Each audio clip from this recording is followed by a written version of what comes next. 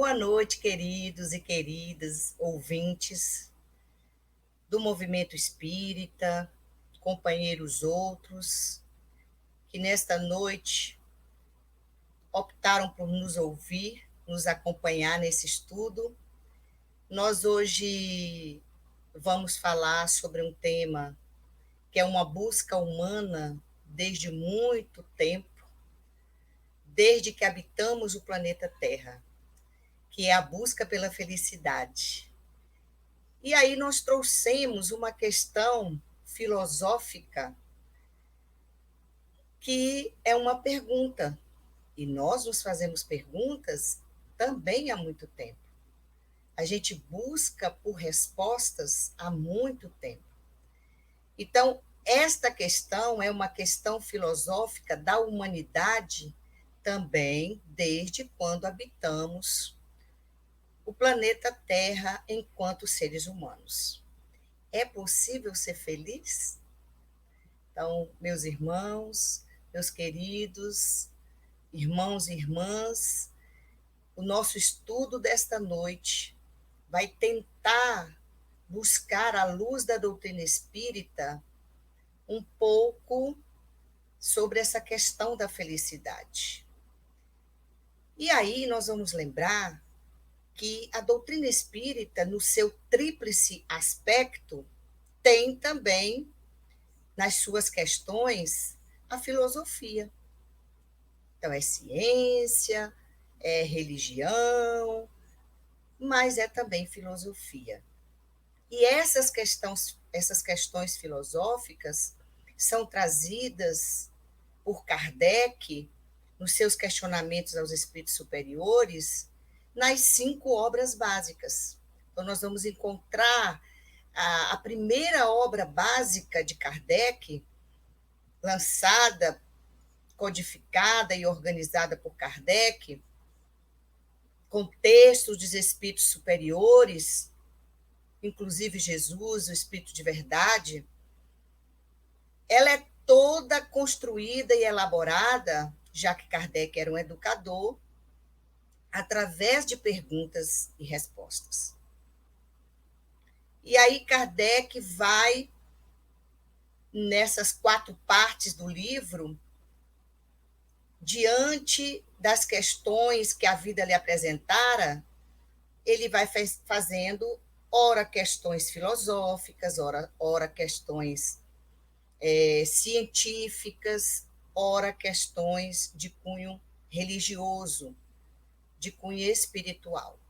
Então, esse tríplice aspecto da doutrina espírita está em todas as obras básicas da doutrina espírita e também nas obras complementares. A gente vê Emmanuel, os autores espirituais, André Luiz, Camilo e outros autores, Joana de Ângeles, já trazendo mais para a questão científica, a psicologia, né? A ciência das emoções. Já alguns outros autores já caminhando mais para o campo da ciência, como André Luiz, na questão da mediunidade, outros mais no campo da filosofia. Então, também as obras secundárias sérias, consideráveis, né, que a gente pode considerar da doutrina, também traz esse tríplice aspecto. Então, hoje, meus irmãos, nós vamos tratar um pouco sobre essa questão da felicidade. Nos diz uma música com a qual eu evangelizei, e acredito que muitos de nós evangelizamos algum tempo atrás, que a felicidade é como um pássaro azul. Quanto mais a gente se aproxima, mais ela foge de nós. E que 2 crianças saíram procurando esta felicidade pelo mundo afora, e que não estava no poder, não estava no dinheiro. E no final dessa busca dessas 2 crianças, eles vão encontrar a felicidade em si mesmos. eles descobrem que eles eram os únicos construtores da sua própria felicidade. Esse pássaro azul de que nos fala a música. Trouxemos também aqui algumas frases interessantes, né? Dessa nossa busca filosófica do Luther King, que é um guerreiro pelo povo africano, que lutou pela liberdade do seu povo. Então, ele diz assim, mostrando que a felicidade é uma busca interior, é um estado íntimo. Ele diz: não somos o que deveríamos ser, não somos o que desejamos ser, não somos o que iremos ser, mas graças a Deus, nós também não somos o que éramos. Isso nos dá algum alento. Trouxemos também um autor brasileiro, o Vicente de Carvalho, e ele nos diz assim: essa felicidade que supomos, árvore milagrosa que sonhamos, toda arreada de dourados pomos, existe sim, mas nós não a alcançamos, porque está sempre apenas onde a pomos e nunca pomos onde nós estamos. Olha que interessante, né? Vicente de Carvalho aí, comungando com o pensamento do Luther King, comungando com o pensamento do autor da música, né? Em que as crianças buscam por esta felicidade, por este pássaro azul encantado, né? E a doutrina também vai nos falar sobre isso, respondendo a esta pergunta filosófica. Nós podemos ser felizes? É possível ser feliz? A princípio, sem titubear diante do que passamos, diante das nossas próprias experiências, diante do que estamos vivendo, principalmente neste ano, neste século, especialmente neste ano de 2020, diante desta pandemia que paralisou o mundo inteiro de forma eclética, sem escolher cor, sem escolher classe, sem escolher profissão, sem escolher raça, etnia, já que raça é uma única, né, a raça humana.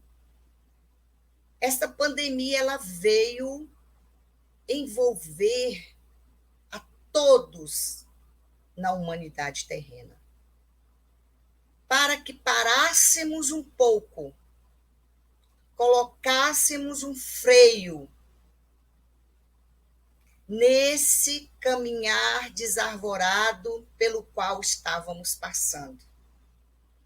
Todos ligados no 220, muito estressados, muito atrasados em tudo, muito apressados, muito preocupados no ter, no ter. Eu preciso, eu quero, eu almejo. E aí vem esta pandemia nos trazer para este momento de reflexão. E dentre essas reflexões que nós estamos tendo a oportunidade de fazer na intimidade dos nossos lares e dentro deles, na intimidade do nosso ser, está esta questão da felicidade. Meu Deus, mas para que tanta correria se eu estou aqui em possibilidade de usufruir de tudo que eu adquiri durante 6, 8 meses? Por que tanta correria se eu não tive tempo de ver as pessoas que eu amava e acabei perdendo um familiar querido sem poder abraçá-lo, sem dizer que o amava, sem poder ao menos cuidar dele. Uma mãe, um irmão, um amigo, um colega de trabalho, que eu vi ontem e já não vejo mais há um mês, ou não vou ver mais por um bom tempo. Então, são questionamentos que, nestes momentos pandêmicos, de isolamento, nós estamos tendo a oportunidade de fazer, de nós para conosco mesmos. E essa convivência, como está difícil. Eu chegava em casa para comer alguma coisa e dormir. Agora eu tenho que ficar 24 horas convivendo com o barulho das crianças, com a presença da esposa, com o mau humor do esposo, com a sogra que eu só via no final de semana, com o sogro. E eu percebo que eu estou com saudade do meu ambiente de trabalho, porque está difícil conviver com os meus. E eu achava que eu era feliz, porque eu era um grande empresário, eu tinha um bom carro, um bom emprego, eu fazia viagens a trabalho, eu fazia seminários, e agora eu me deparo com uma tela dentro da minha própria casa e eu tenho que ressignificar a palavra felicidade. A sensação ser feliz. E a doutrina, então, vem nos trazer dois momentos interessantes no Velho Testamento, em Eclesiastes, em que algumas falas de alguns reis importantes, como o rei Salomão, o rei Davi, eram registrados ali, né, como palavras de lei. E num desses momentos, um deles diz assim: a felicidade não é deste mundo. Está lá em Eclesiastes. Mas como? Um rei todo-poderoso, que tinha tudo aos seus pés, que bastava dar uma ordem e estava tudo resolvido? Como assim? A felicidade não é deste mundo. Como que ele chegou a esta conclusão? Como que ele tem esta certeza? Então, a gente vai encontrar este primeiro momento no Velho Testamento. Aí, Jesus, no Novo Testamento, já na era cristã, vem nos falar de um reino que não é deste mundo. Mas que reino é este? De que reino Jesus falava? O reino de poder, do trono? Ele deixou bem claro que não. Na conversa com os sacerdotes do templo, na conversa com os doutores da lei, na conversa com seus próprios discípulos, com as pessoas que o acompanhavam. Não, o reino de Deus não é deste mundo. Não era deste reino de posses que Jesus falava. Ele falava da nossa capacidade de vestir a túnica nupcial para participar do banquete do Pai. E essa túnica nupcial, simbolicamente falando também, não era uma vestimenta feita de algodão ou de seda, mas era um estado d'alma, era um estado íntimo, de pureza, de progresso moral, de conquistas morais, para que a gente, no plano espiritual, pudesse participar do banquete da seara do Pai.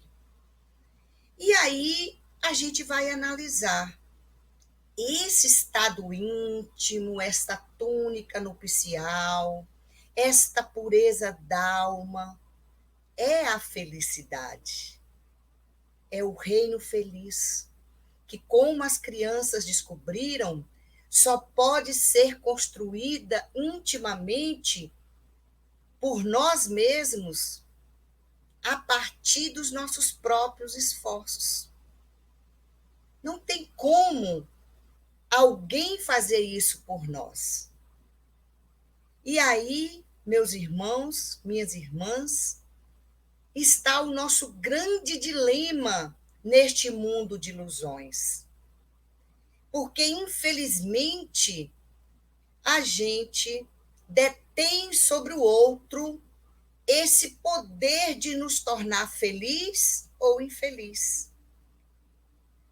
A gente coloca sobre os ombros do outro esta responsabilidade tamanha de nos fazer bem ou mal. Então, é muito comum, por exemplo, a gente colocar essa responsabilidade nas mãos dos líderes religiosos.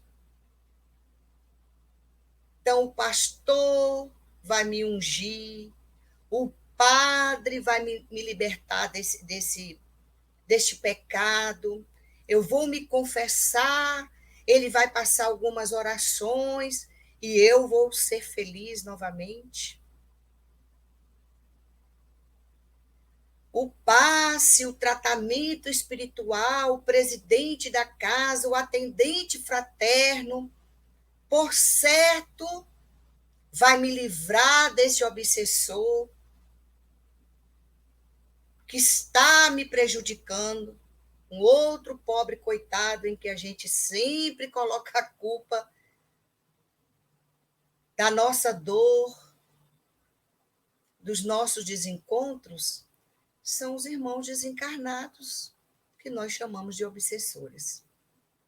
Ah, mas eu fiz aquilo porque eu estava obsidiada, eu estava obsidiado, eu estava infeliz, desarmonizada, porque eu estava sendo assediada pelos espíritos trevosos.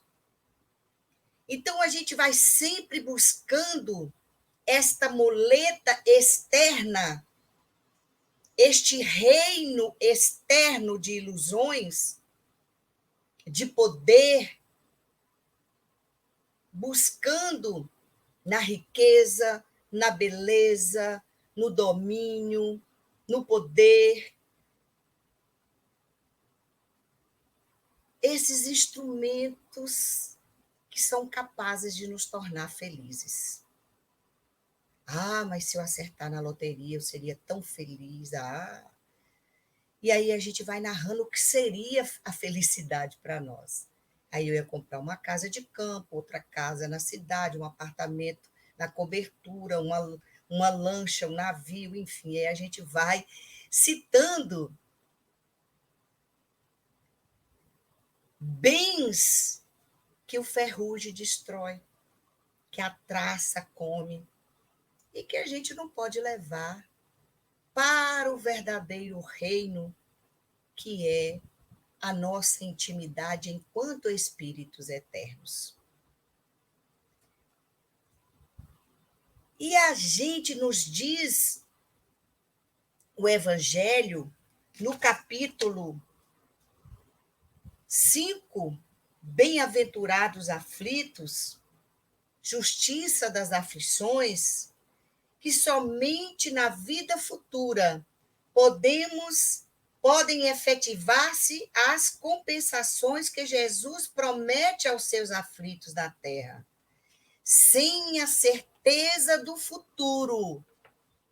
Está aqui no Evangelho, meus irmãos, segundo o Espiritismo, capítulo 5, Bem-aventurados aflitos. Mais uma vez, vem comungar com a fala lá de Eclesiastes, no Velho Testamento, novamente Jesus retomando, quase 2000 anos depois, e agora a doutrina, enquanto terceira revelação.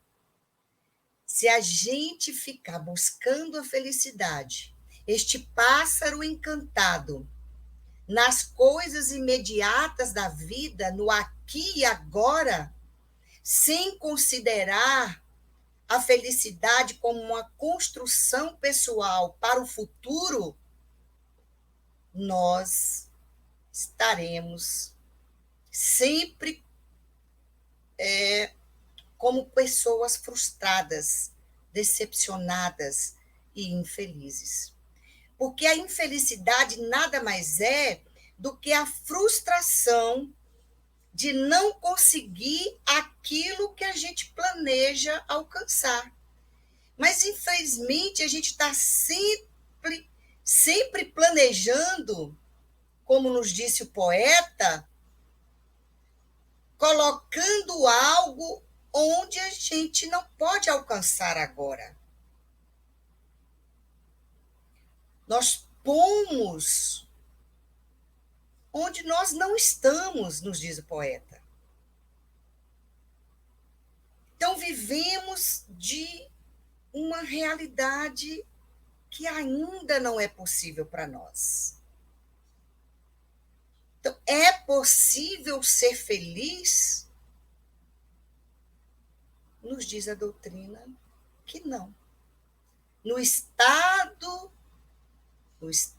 ou estágio evolutivo em que nós nos encontramos, não. É possível vencermos provas. É possível evitarmos aflições. É possível vivermos momentos felizes. Mas a felicidade, como este bolo integral desse estado íntimo de êxtase moral, espiritual, de plenitude, de completude, ainda não é possível. É possível ser feliz no planeta Terra, no século XXI, no ano de 2020? Não é possível. Para alguns, Gláucia, é possível, para outros não, não, para ninguém. Mas nós vamos encontrar, sim, pessoas que se autodenominam felizes. E muitas das vezes não é por ter as coisas materiais. Ah, eu sou feliz porque eu tenho uma boa família, uma família estruturada, eu tenho um bom emprego, eu pago minhas contas, né? Era como deveríamos nos considerar felizes aqui. Mas qual de nós, não sei vocês, eu ainda não consigo. Talvez algum de vocês que esteja nos ouvindo, mesmo um missionário aqui na Terra, eu ainda não consigo. Mesmo tendo a maioria desses momentos felizes, meus filhos são bons filhos, meu marido é atencioso, eu tenho um teto, tenho alimento na mesa, eu não tenho problemas de saúde. Vamos imaginar, né, que exista alguém com essas características aqui dentre nós, como deve ter, né? Mas aí nós nos perguntamos, é possível numa caminhada você ser feliz com toda a sua bagagem completa, sendo que ao olhar à beira do caminho, nós vamos enxergar os nossos irmãozinhos necessitados, caídos à beira do caminho, feridos, como a história do bom samaritano. E aí? O que é que nós vamos fazer? Como o levita que foi embora, E aí, o que a gente faz naquele momento? Ou nós vamos agir como bom samaritano? Nós não vamos sofrer a dor do nosso irmão? Como que nós vamos, né? Então parece até um estado de egoísmo a gente dizer eu sou feliz. Estou nem aí pelo que o outro está passando. Eu sou feliz. Sem pensar nos irmãos da África, sem pensar nos irmãos da seca, sem pensar nos irmãos que sofrem nos leitos de hospital, né? Então é possível ser feliz assim, mesmo que em nosso derredor, na nossa intimidade, os próximos, mais próximos em nossa volta, estão bem, estão felizes, saudáveis, alimentados, debaixo de um teto. E aí? Mas com vários irmãos outros caídos à beira do caminho, como a gente sai de carro e vê os pedintes, as pessoas em situação de rua, né? Basta a gente sair do portão da nossa casa que a gente vai ver situações lamentáveis que nos deixam entristecidos. Então, daí não dá para você afirmar categoricamente, efetivamente, eu sou feliz nesta terra. Dá sim. Eu procuro construir momentos felizes nesta terra. Sim. Eu posso ter mais momentos felizes do que momentos infelizes. Mas, ainda assim, só de fazer parte deste barco evolutivo em que o planeta se encontra e a humanidade terrena se encontra, eu sou do barco de provas e expiações. E por mais que eu tenha, por esforço próprio, angariado algumas conquistas que me tornam felizes, eu não posso ter esse bolo integral da felicidade. Porque a felicidade está no futuro, está lá nos mundos felizes, para os quais nós estamos caminhando. É o que nos diz o Evangelho segundo o Espiritismo. Está aqui no capítulo 5, bem-aventurados os aflitos. Né? Por que nós somos bem-aventurados? Porque nós estamos fadados, é o único fato concreto da nossa vida, é o progresso, a evolução. Isso ninguém pode tirar de nós. E nós podemos atrasar nós mesmos. Porque insistimos em colocar na mão do outro. Ah, se você fizer isso, eu morro. Se você me deixar, eu sou infeliz. Mas se você vier, eu sou feliz. Se meu filho me desobedece, eu sou infeliz. Então a gente fica assim, criando situações externas para construir algo que é interno. Então, meus irmãos, eu acredito que nós já estamos aí, né? Chegando ao nosso tempo máximo. E o que nós deixamos para hoje é esta mensagem de ter consciência dessa realidade. Não é, Glaucio, então não é possível ser feliz? Você disse que não, a doutrina diz que não, que desespero. Não, não é, ao contrário. Ao contrário. De momentos em momentos felizes, construídos por mim mesmo, através do meu esforço pessoal, de autoajuda e, consequentemente, ajudar o outro, nesta troca contínua de cooperação com aqueles que convivem comigo, aí aproveitando a pandemia para trabalhar essa realidade. Então, eu vou construindo momentos felizes. E de momentos em momentos, que aqui nós vamos chamar da fatia do bolo. Que fatias são essas? Satisfação, bom ânimo, boa vontade, estudo, caridade, doação ao outro, trabalho no bem, autoconhecimento, autodescobrimento. Então, são fatias do bolo da felicidade que a gente vai construindo para que um dia, quando alcançarmos os mundos felizes, a gente só volte aos mundos de dor e aflição como missionários, com esta plenitude emocional completa dentro da nossa intimidade. E aí nós vamos agir como Jesus. Ah, Jesus sofreu por nós, Jesus derramou. Não, Jesus não sofreu. Jesus pode ter ficado decepcionado conosco, triste, né? Preocupado. Mas Jesus nem precisa nos perdoar, porque ele não se ofendia. Ele nos enxergava como crianças, porque era um espírito missionário dentre nós. Ele veio por amor.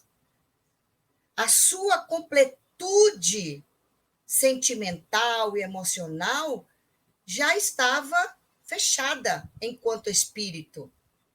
E nós também, como ele mesmo disse, vós sois deuses, podeis fazer o que faço e muito mais. Então, nós também vamos alcançar esse estágio em que Jesus chegou e muitos outros espíritos superiores, inclusive os que ditaram a doutrina espírita, o Consolador prometido por Jesus, para que a gente realmente só retorne para fazer o que o próprio Jesus fez. Amar, amar e amar. Então, essa é a nossa proposta nesta noite. Nós vamos fechar com uma leitura do livro Segue-me, uma mensagem de Emmanuel através de Chico Xavier, que nos diz o seguinte: os verdadeiros amigos da luz revelam-se através da generosidade pessoal. Sabem que o isolamento é orgulho, que a violência é crueldade, que a exigência descabida é serviço da treva, que o sarcasmo é perturbação. Reconhecem que a sabedoria é paternidade espiritual, cheia de compreensão e carinho, e por isso, sem qualquer humilhação a ninguém, auxiliam a todos, indistintamente, acendendo com amor, na escura ignorância que os cercam, a luz abençoada que brilhará vitoriosa amanhã.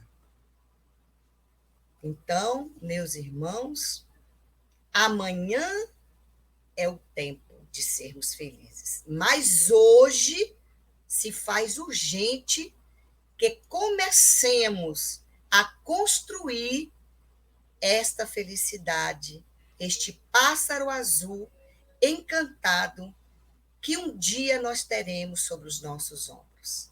Que Jesus nos abençoe agora e sempre.